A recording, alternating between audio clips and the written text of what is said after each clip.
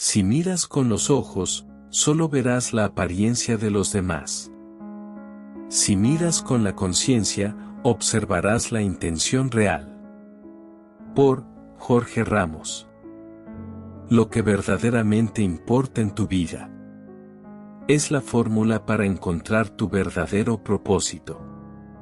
Felicidad es el complemento de la plenitud. Plenitud es el estado de conciencia en donde habita el ser. Ser es el estado espiritual del humano, que, conociendo lo que nos manifiesta, obtendremos la riqueza de la salud. La salud es el correcto comportamiento del cuerpo, que si mantenemos este estado, lograremos alcanzar la libertad. Para poder alcanzar la plenitud, debemos conocer, entender y aprender la composición de los tres estados del ser humano: mente, cuerpo y alma. Metáfora de las 10 etapas del progreso de un practicante hacia la iluminación. Iniciamos. Los 10 toros del Zen significan las etapas que el cultivador espiritual debe lograr en su sendero hacia la iluminación en este mundo y la trascendencia hacia la eternidad después de la muerte material. El progreso de un cultivador Zen, desde que se inicia en el Zen, hasta que alcanza la iluminación, y luego regresa a la sociedad para ser proveedor para los demás. Dinastía Zen del siglo XVII. 1. Buscando al toro. En esta etapa el cultivador está lleno de vejaciones, preocupaciones y ansiedades. A menudo se da cuenta de que tiene más problemas ahora que antes de iniciar el cultivo espiritual. La primera imagen muestra a un pastor de toros, con un látigo y una cuerda en la mano, buscando a su toro. El toro no aparece en la imagen, y el pastor no sabe dónde buscarlo. El toro representa la naturaleza propia del hombre, que es la naturaleza de Buda. El hombre ha perdido su toro, lo que simboliza que ha perdido su naturaleza de Buda. Aunque no sabe dónde encontrarlo, al menos ha empezado a buscarlo. Su vida hasta ahora en el mundo fenoménico ha sido errónea, sugerida por las hierbas silvestres, está cansado física y espiritualmente, y el camino para encontrar su propia naturaleza de Buda es largo y desconocido. Sin embargo, a pesar del ajetreo del mundo mundano, simbolizado por los sonidos del susurro, se ha despertado en él la llamada del cultivo espiritual, simbolizada por el hecho de oír el canto de las cigarras. En chino, cigarra es un juego de palabras con zen, ya que ambos suenan igual. 2. Viendo algunos rastros. Después de haberse cultivado concienzudamente junto a los arroyos y en los bosques, el corazón engañado del cultivador, la mente, se calma gradualmente. Está convencido de que cuando su corazón engañado, la mente, cese, aparecerá la naturaleza propia del toro.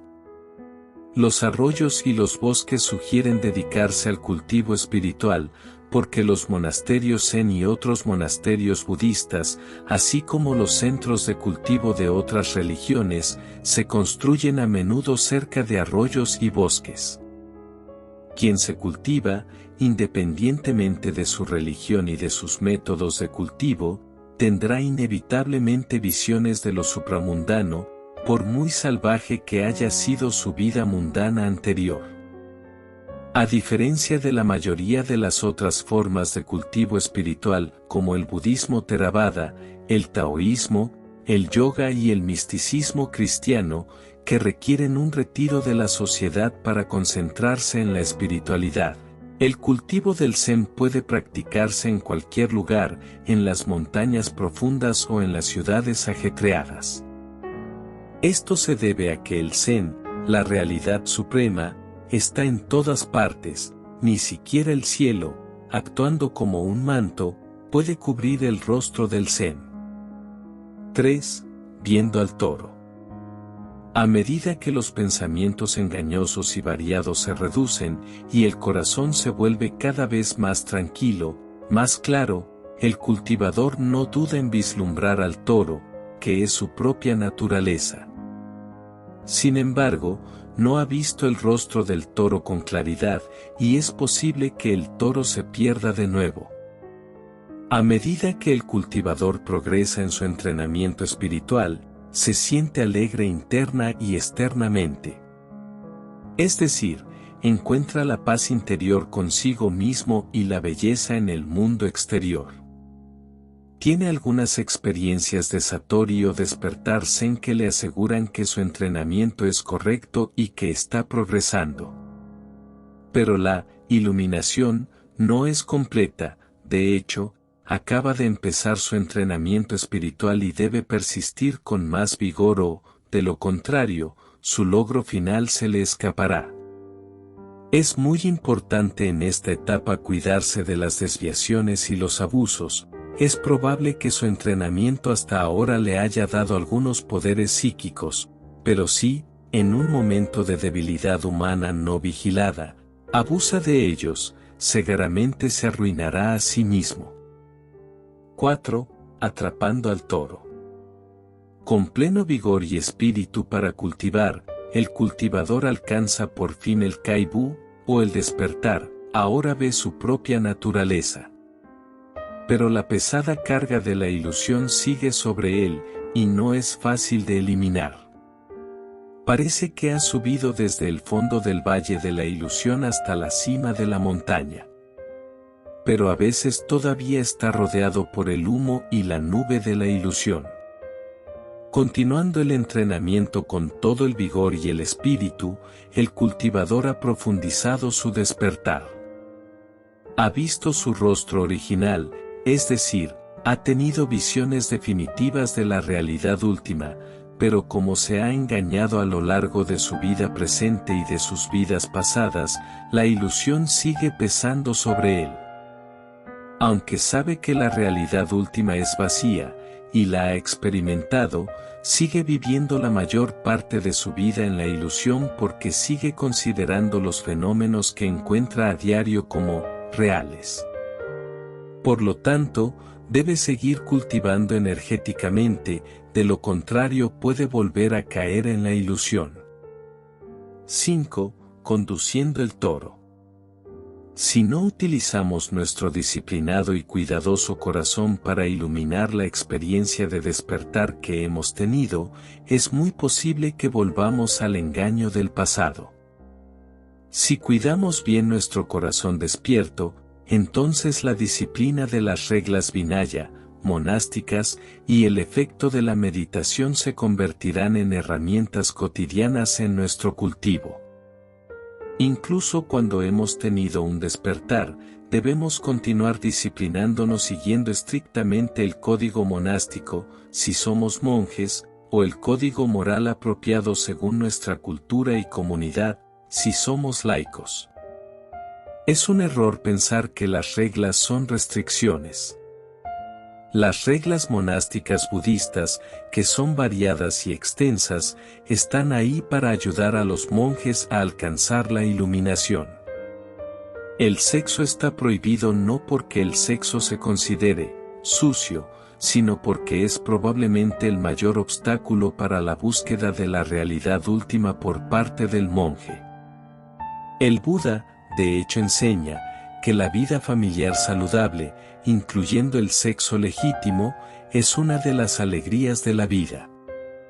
Si seguimos entrenando con diligencia para conseguir el Kaibu o Satori, descubriremos que las reglas y el esfuerzo por meditar son herramientas útiles para ayudarnos a alcanzar la iluminación. 6. Montando el toro a casa. Cuando el cultivador ha alcanzado esta etapa, se mueve lenta y gradualmente a lo largo del camino hacia su antiguo hogar de la naturaleza propia no naciente y no cesante.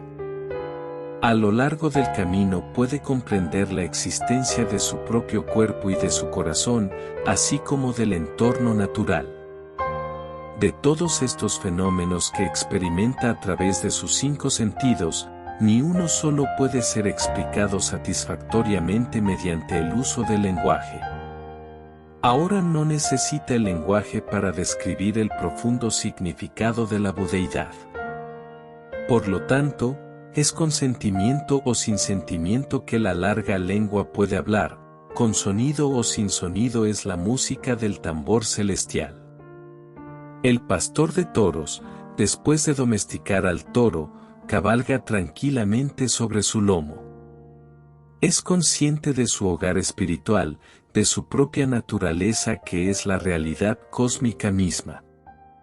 Toca su flauta o canta algunas canciones, despreocupado por las preocupaciones mundanas. Ha experimentado personalmente lo que es la realidad última y comprende que no puede describirse mediante el lenguaje.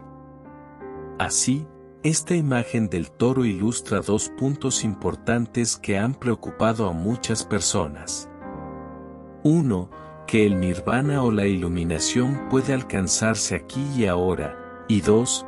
Que después de experimentar el nirvana la persona iluminada no necesariamente se desvanece. 7. El toro desaparece, el hombre se queda. La naturaleza propia es originalmente pura y tranquila. Una vez que los pensamientos engañosos cesan, la naturaleza propia pura y tranquila aparece inmediatamente. Es absolutamente pura y tranquila, no se ve ni una sola cosa. Así, cuando la naturaleza propia aparece, no puede ser nombrada, porque se encuentra en todas partes, dentro y fuera de todo. Es como un pez que existe en el agua pero no es consciente del agua, y la gente que existe en el aire pero no es consciente del aire. Así, cuando este toro, que está desprovisto de cualquier pensamiento engañoso, es conducido, el pastor del toro se convierte en uno sin ningún pensamiento. El cultivador ha llegado a su hogar original y ha visto su rostro original. El toro, que simboliza la naturaleza propia, ya no se ve porque el cultivador y su naturaleza propia son lo mismo. En las dimensiones cósmicas él es lo mismo que todo el universo, excepto que cuando estaba engañado, él, como todas las demás personas no despiertas, no era consciente de esta verdad cósmica. Ahora que está despierto, se ha liberado del pensamiento engañoso de que el mundo fenoménico es real, aunque sigue siendo consciente de sí mismo como personalidad. En términos budistas, se ha liberado del engaño del Dharma, pero todavía no del engaño del yo. 8. El hombre y el toro se pierden. Esta es la etapa en la que cesa toda verbalización y se extinguen todos los pensamientos y actividades. No hay uso de los impulsos mentales porque no hay uso de ninguna medición de la intelectualización. Además, es imposible utilizar la intelectualización para definirla o explicarla. Esto puede denominarse el reino inexplicable. En esta imagen solo hay un círculo vacío. El toro ha desaparecido, el pastor de toros ha desaparecido, todo ha desaparecido. El toro simboliza la naturaleza propia o la realidad cósmica, y el pastor de toros simboliza al aspirante que busca lo último de esta realidad cósmica. Cuando comprende la realidad última, descubre que está vacía. No hay buscador ni aquello que se busca, ni conocedor ni aquello que se conoce, ni impureza ni santidad. La realidad última es tranquila e indiferenciada. Los psicólogos modernos que intentan medir la frecuencia de las ondas cerebrales o analizar diversos estados mentales en la meditación Zen, harían bien en estudiar la conclusión a la que se llegó hace siglos en la descripción que acompaña a esta imagen, que el esfuerzo y el resultado son inútiles porque en este estado de no mente cualquier impulso y forma de intelectualización son inútiles. Este es el estado que todos los patriarcas y budas alcanzaron en su realización, el estado de nirvana o iluminación donde todas las formas de dualidad han desaparecido y el ser iluminado y el cosmos son uno. 9. Regresando al origen. Los fenómenos aparecen en la imagen, pero el observador no. Aunque las montañas siguen siendo montañas, y el agua sigue siendo agua, no son lo mismo que las montañas y el agua que se le aparecían a la persona antes de su cultivo. Las montañas y el agua pueden ser las mismas, pero el yo que era movido sensorialmente por las montañas y el agua ya no existe. El sonido y la vista ya no pueden causar el surgimiento del corazón, mente, dualista y apegado, por lo que el cultivador es como si fuera sordo y ciego. Cuando mira puede ver, cuando escucha puede oír, pero su corazón no se mueve. Cuando come, conoce el sabor, pero su corazón no se mueve. Las flores rojas y el agua que fluye delante y detrás de su templo no son más que manifestaciones de la existencia espontánea de los fenómenos espontáneos. Estos fenómenos no se niegan fuera del corazón, ni habitan dentro del corazón. Frente a la infinidad de fenómenos, el corazón sigue estando sin restricciones. Esto es lo que se llama emancipación, espontaneidad. En muchas religiones o disciplinas espirituales, incluido el budismo Theravada, alcanzar la iluminación, conocida como retorno a Dios, unión con Brahman y unidad con el cosmos, es el punto culminante del cultivo espiritual. Sin embargo, en el budismo Zen y en otras escuelas del budismo Mahayana, este no es necesariamente el final del camino espiritual. Muchos mahayanistas, por ejemplo, hacen el voto de que después de alcanzar la iluminación, volverán al reino fenoménico, en nuestro mundo humano o en cualquier otro, para ayudar a los demás.